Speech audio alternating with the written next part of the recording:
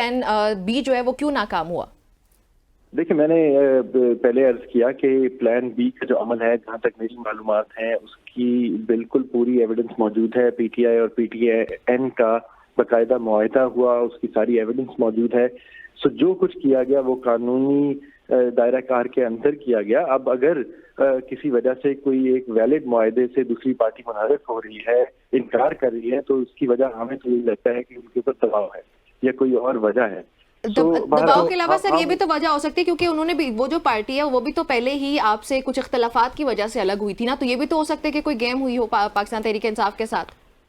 देखें, जो भी वो होना था वो हो चुका है। We moved on from that. और ओके, सो मूविंग ऑन सबने सर, प्लान जाके सी क्या होगा? Sir moving on plan C क्या होगा?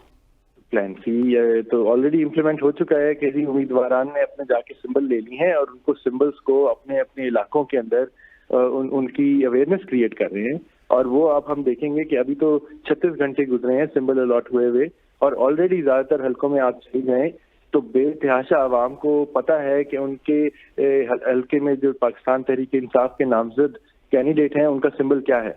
तो ये 3 हफ्ते में तो इसमें कोई शक नहीं रह जाएगा। तो ये बिल्कुल चीज है। और जो उम्मीदवार हैं उनका और पार्टी का बिल्कुल बाकायदा मुआहदा होगा।